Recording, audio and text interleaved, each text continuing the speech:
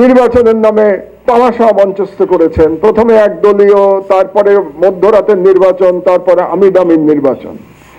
এই কথাটা বলার সাহস আমাদের একজন সাংবাদিকের হলো না। আমি একজন সম্পাদক হিসেবে বড় হতাশ হয়েছি। এটাই হচ্ছে সমস্যা আমাদের। আমরা ক্ষমতার কাছে বড় সহজে আত্মসমর্পণ করি। এই অবস্থার থেকে আমাদের মুক্তি দরকার, এবং এই অবস্থার থেকে মুক্তি দিতে পারে আজকের সেমিনারের মতো আলোচনা। আমাদের রেগুলার শুনতে হবে এই আলোচনা। এই আলোচনা কন্টিনিউয়াসলি বলতে হবে। আমি ধন্যবাদ জানাই ডাকসুকে, সাদেক কাইমকে এবং জুমাকে, যারা আজকে এখানে অর্গানাইজ করেছে এই অনুষ্ঠান। কারণ আবরার ফাহাদের গল্প আমাদের প্রতিদিন বলে যেতে হবে। শহরে, নগরে, বন্দরে, গ্রামে, গঞ্জে, সর্বত্র আবরার ফাহাদের গল্প বলে যেতে হবে, যাতে দেশের সর্বত্র থেকে আবরার ফাহাদের জন্ম হয়। এই আবরার ফাহাদ তো ঢাকা থেকে জন্ম হয়নি। এই আবরার ফাহাদ তো কুষ্টিয়া থেকে এসেছে।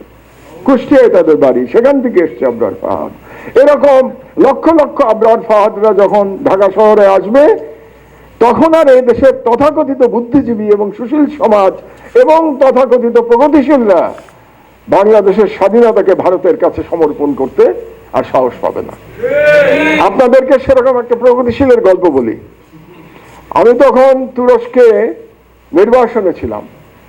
সেই সময় বলছিল না আমাদের শিবিরের ছেলেপেলেরা আজকে যে তাদের উপরে কি ধরনের অত্যাচার হতো।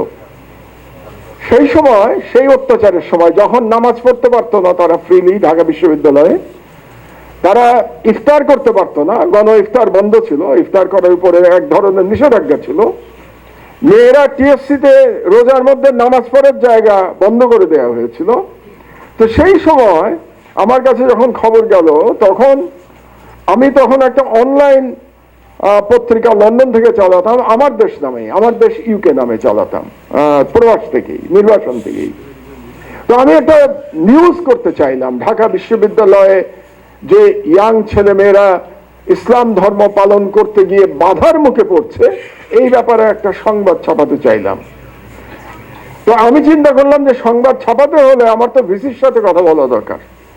কারণ আমার একটা নীতি আছে, আপনারা খেয়াল করবেন, সংবাদে ভুল ভ্রান্তি হতে পারে, কিন্তু আমরা সবসময় চেষ্টা করি আমার দেশে অন্তত উভয় পক্ষের খবরটা দেওয়ার জন্য। মানে যার সম্পর্কে সংবাদ প্রকাশিত হয় তার মতামতটাও কিন্তু আমরা সংবাদের মধ্যে দিয়ে থাকি। এটাই আমাদের এডিটোরিয়াল পলিসি।